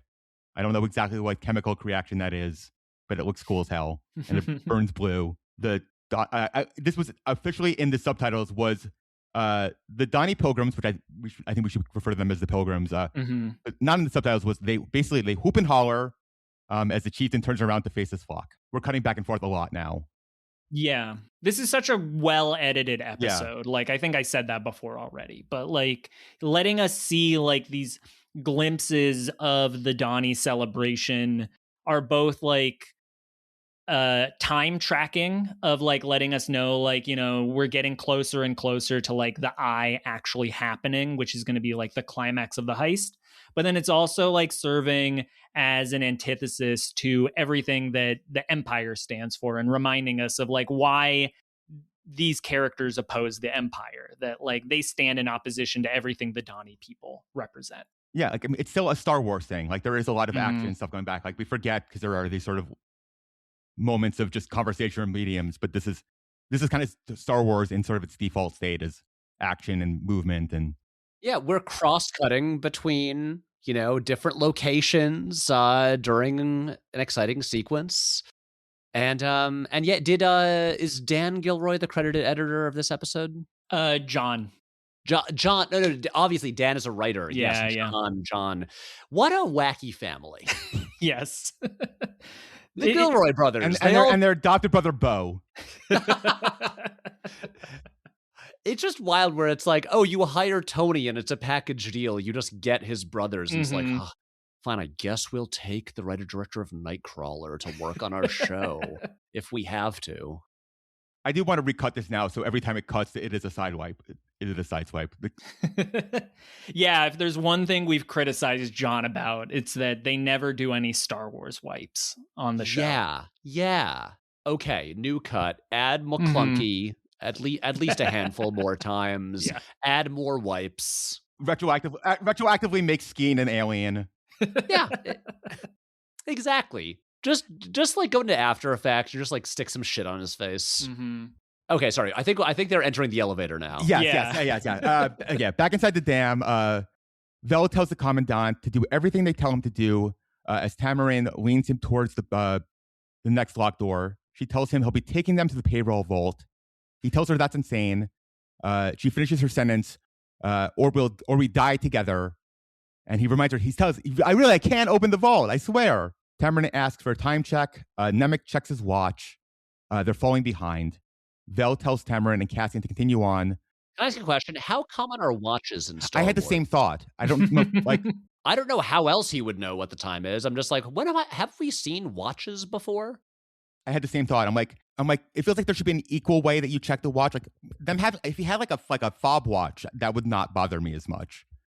But just like the idea of having it on your wrist feels like that's a thing that just happened to happen for our society. But it's also he's holding a gun with two hands, so it's like, you know, he can't be like rooting around for some kind of, you know, extra time telling device. I mean, again, it's the fastest way to do that, and it's like, yeah, I believe watches do exist there. They are called chronometers on Wikipedia. A watch was a type of chrono. Yeah. Chronometers. A chronometer was an electronic device for the keeping of time. Oh, so there you go. Good to know. Grand Admiral Thrawn wore a watch. Yeah, he sure did. Oh, because he's a man of class. Oh, there's no references to watch on appearances. Rusteen. Yeah, we need to fix that. We've got to edit in. I've been slowly fixing Wikipedia references to Andor. Good. If I couldn't become more insufferable, if becoming a podcaster wasn't insufferable enough, I'm now a Wikipedia editor. You're an American hero. Thank you.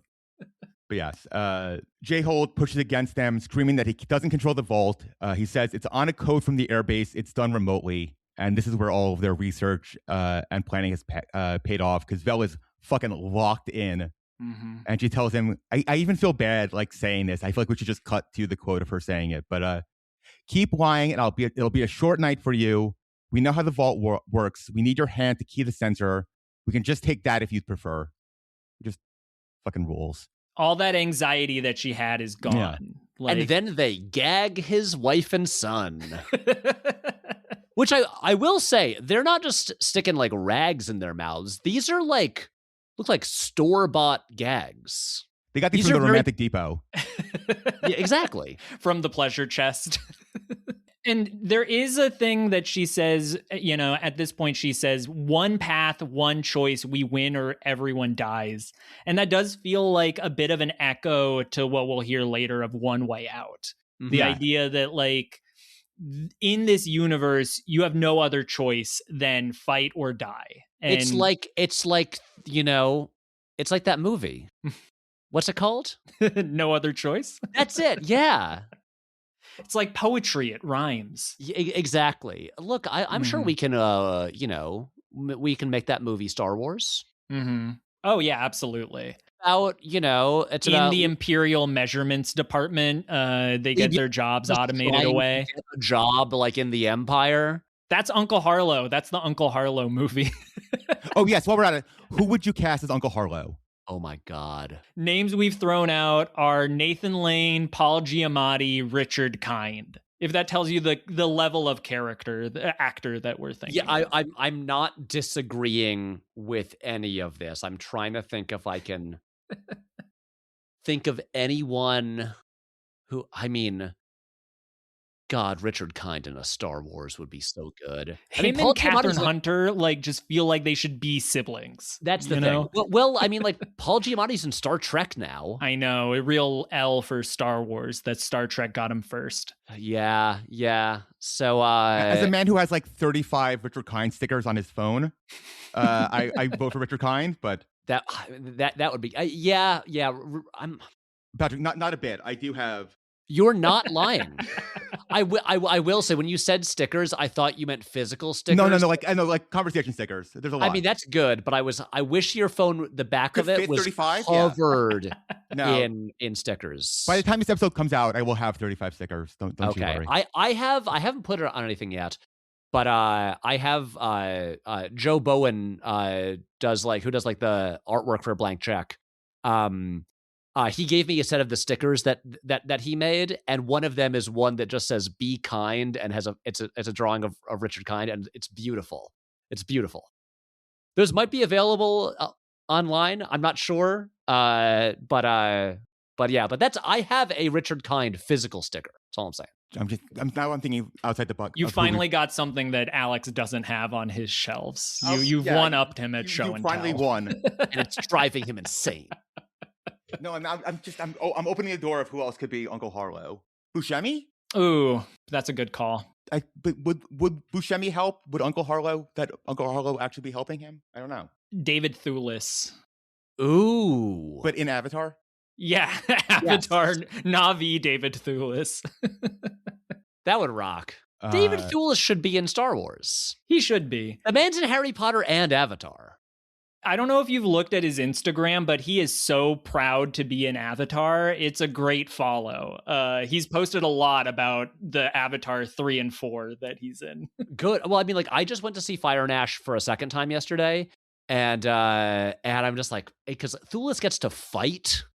He gets an action scene. I'm like, good for him. So, and as far as I'm aware, he seems to survive, that attack by the Ash clan. So I can't wait to see him in number 4. No, yeah, he's literally in number 4. He's already filmed his parts for it. So we just need number 4 to happen. It's still insane that they filmed Michelle Yeoh stuff, and it's still episode 4. And we still don't know if Vin Diesel is in one of those movies, or if he's just, as he tends to do, saying stuff. Yeah. It's going back to the tensest moment of this heist so far. Well, also, we say that quote reminded you of No Way Out. It just also reminded me of when Homer's holding the "Give me a ride or everyone dies" sign when he's overweight. That was the same. That was what I thought of. Yeah. J-Holt is caught even more off guard. Across the room, Robota's eyes whisper back to him, just do what they want, you fucking idiot. Instead, he tells the group again, you'll never make it out. Robo responds with, you better pray we do. One path, one choice. We win or everyone dies. That starts now. Like you said, it's very one way out coded. Cinta cocks her blaster against Leonard's head. Cassian goes to close the door behind him, and the Commandant and Tamarin and the rest of the group proceed on. Robota yells, J-Hold, please just do what they say, just as she's gagged. And the Commandant stares back as the doors close. Back on the roof of the dam, the thingamajiggy that they installed earlier is attached to the circuit room's circuit. It's like a circuit breaker, and it blinks until it goes steady. It's activated, and inside the radio tower, Imperial Officer Kimsey flicks and turns a lot of knobs and dials. Clearly, something's wrong. This is one of the best knobs and buttons and switches scenes I've ever seen in my life. Like, yeah, all those like little clicks and clacks and taps, amazing stuff. And I believe that this man knows what all of those things do. Mm-hmm. Yeah, he's not just randomly hitting buttons. Like, he's actively problem solving right now. Yeah. It's like Matt Smith he's like, I figured out what every button on my TARDIS does. He knows what every button on this thing does. Exactly. Also, if I had a role that small in Star Wars, I would take it so seriously and figure I would know everything about that guy's internal life. Yeah. And can I say, guys, not to jump ahead, but this is literally the next shot. I'm so excited about the next shot. Okay. Oh, yeah. Oh, yes. So back downstairs, we see a beautiful display of radishes and green martinis, as far as I can tell. But in like... a great cutaway, yes. Just, again, a thing that I love that Andor does, that I always want Star Wars to do for me, is I want more details about like the mundanity of life in a galaxy far, far away. So obviously, Space Bodega on Coruscant, I was thrilled. And seeing here, like, oh, here's space martini glasses. I mean, obviously, it's only a space bodega if it's on Coruscant. Anywhere else, it's just a deli. Yeah, you're probably right. But just seeing, like, oh, they have like hors d'oeuvres out. They have space hors d'oeuvres. They have these funny cocktail glasses. It's like, obviously, season 2 goes even harder with that. When they're actually discussing like the cocktails and like, oh my god. Mm-hmm. I love it. I love this stuff, but this is like our first taste of it in the show, and I am I mean, like, all I'm saying is, does the cantina at Galaxy's Edge serve these things now? It should. It should. They were on the Galactic Star Cruiser, but they've now been lost too. Fuck! I knew I should have shelled out the like $3,000 or whatever it was. It was way more than that. It was. Yeah, I'm sure it was. I'm sure it was. I just want that drink. Yeah, it looks like it's like a plate of like hard-boiled eggs with like sprouts on top, and then this green goblet martini. Yeah, green appletini, and then the far platter looks like some kind of like bread with like ham and cheese slices on it. It's like exactly what this room is. Mm-hmm. But is this like the default cheese spread they make for every green room? Like, are the interns there? This is just the default setup.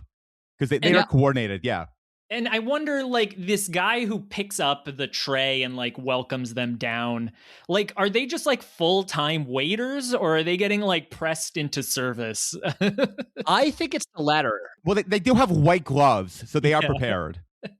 So, yeah, once we see the soldiers picking up the accoutrement and the hors d'oeuvres to present to the Commandant and his family, they offer that, and Officer Pettiger, they offer them a welcome, sir, they say, until they notice Tamarin and Cassian aiming their guns behind him. Tamarin tells them to put down the hors d'oeuvres and their guns and stand against the wall.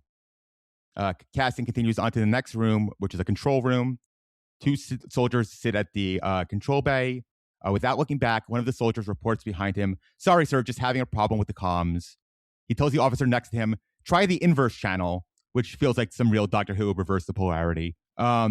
Before realizing that the officer is staring towards the door with shock, Now both of them see Cassian with his blaster pointed directly both towards them, who then yells at them both to get away from the console. We then cut back to Gorn back outside, watching towards the guard tower. Then back inside the front room, Vel yells at the captives to move, and they move as the group continues forward. And then the door closes in front of them very dramatically. I mean, Vel does the cool move of, as the elevator doors are closing, she steps in and just turns around to face it. It's like, it's a perfect action star pose. Mm-hmm. Yes. It's great. Yeah, like really, we saw her just like 5 minutes ago, so terrified. And now that they are in the midst of the action, like they're all rising to the occasion. And at this moment, like it really does feel like they're going to get away with it. Like everything's working out. They've made it inside. They killed Pedigar. They made it through that trial. And like now they're at a high, and we're like, nothing can ever go wrong from here. I do think it would be in character if Nemec was on the side, just like rapidly pressing the up button on the elevator. Like that would still be in character. Yeah. So yeah, we then cut again, lots of cutting, back to Kimsey, who flips with even more dials and doohickeys and doodads. What are they called? Grimbles? What are they called when you just add things to a model to make it look more exciting? Mm-hmm. That sounds right. Is it Grimbles? No, that's not Grimbles. I know what you're talking about, but I don't know enough about the general subject to remember. Greebles. Okay. Yeah. Grimbles apparently is a character in Fortnite. That's Is it also a glove Star Wars? It should be. They added fucking Darth Jar Jar, so yeah. Remember when the prologue to a Star Wars movie was in Fortnite, and then they never made that movie. But yeah, back outside, the Donnie rock out with tambourines and start singing a hymn. Their leader raises his staff and yells out a declarative statement. We don't know what it is, but maybe we'll find out next week what he's saying. We won't, but we'll find out a bunch of other things because we are done with our 7 minutes. Patrick, you're done. Yes. And I'm just like, we'll never know how the plan, goes. I mean, you guys will find out. I'll never know. I'll never see the rest of this. I'll just assume that it goes great, that they all become best friends, that Nemec and Skeen and Taramin and Cassian all move into an apartment together. I would watch that show. 3 men in an Nemec.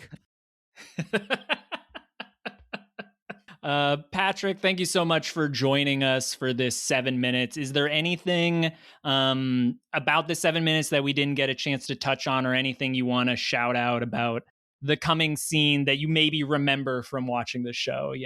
I mean, I already talked about what an incredible episode this is, so and you were gonna talk a lot more about it because we're just getting warmed up. I mean, as I'm watching it, I am just thinking about how elegant all the filmmaking is throughout it.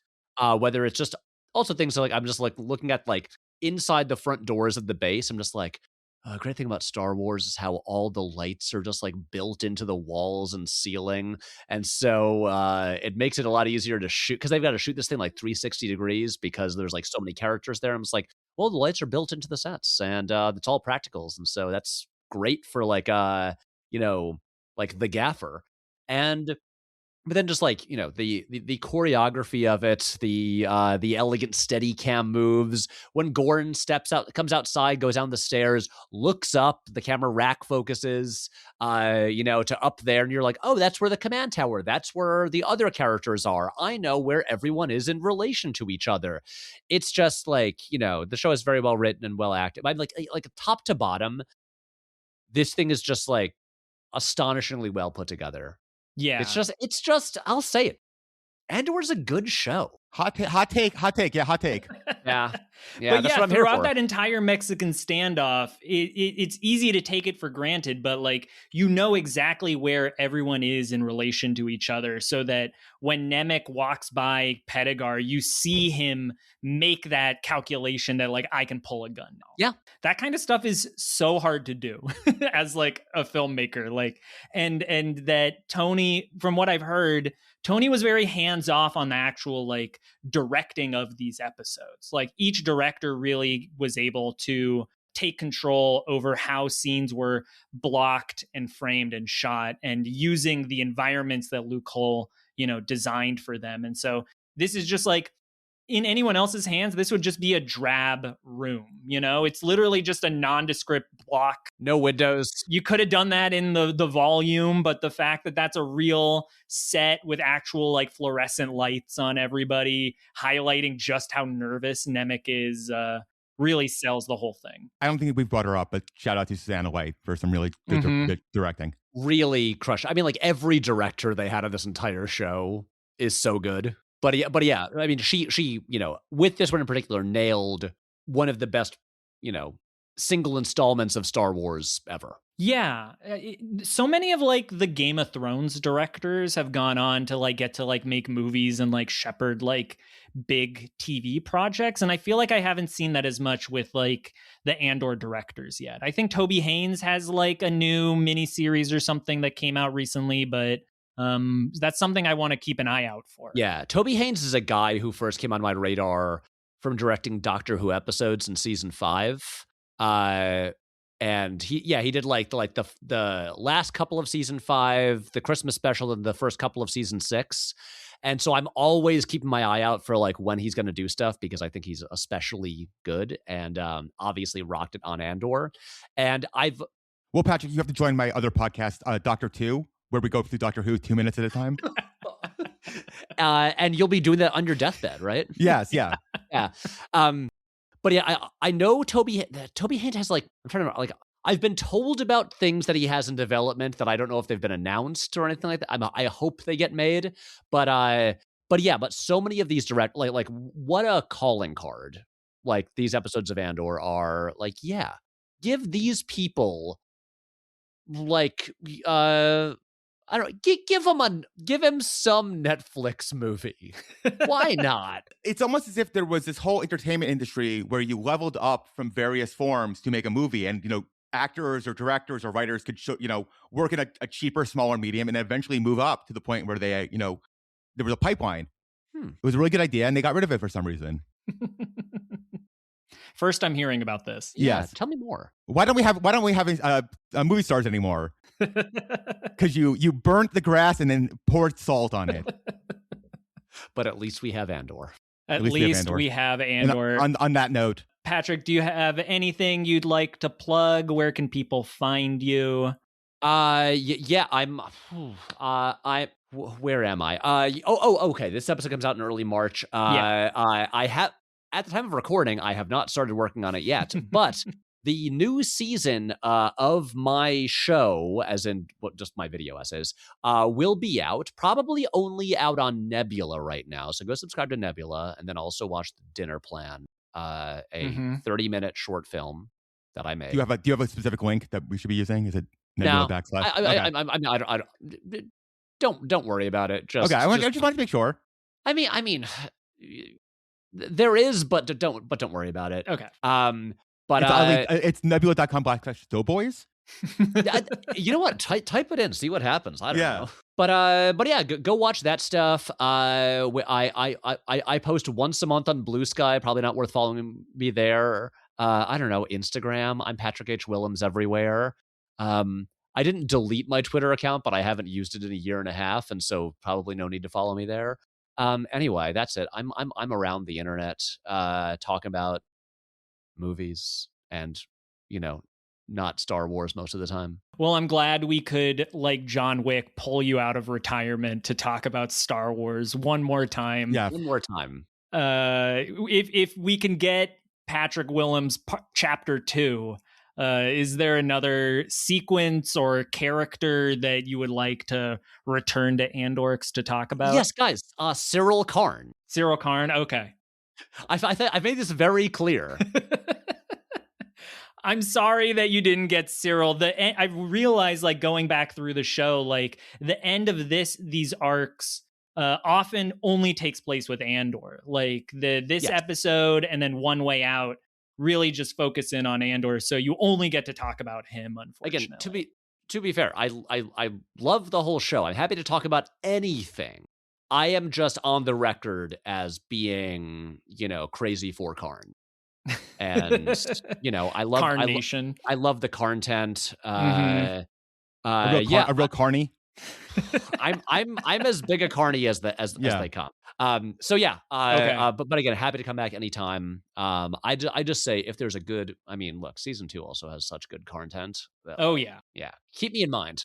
His Kyle MacLachlan suit is Oh my great. God. You get some great relationship drama. I cannot wait to talk about the scene where he is laying on the bed sadly. That's one of my favorite shots of the show. I just truly, when that aired, and just like the revelations about like what has transpired with like him and Dedra, Yeah. like between seasons, and oh my God, that entire like, you know, dinner with Edie sequence, one of the high points of television. I was not expecting Syril and Deidre to turn into the alpha couple from the Mountain Goats, but somehow they pulled it off. They're the best. To be clear, they are bad people, and I disagree with their politics, but I love watching TV about them. We sure do. TV is only good when it's good people, and if they're bad people, you're a bad person for watching it. That's true, and I'm sorry that I must confess that I'm a bad person here. Well, you're a bad person here, but you're a wonderful guest. So thank you for coming on. Yeah, sorry for talking so long. If this is your longest episode ever, I'm deeply sorry.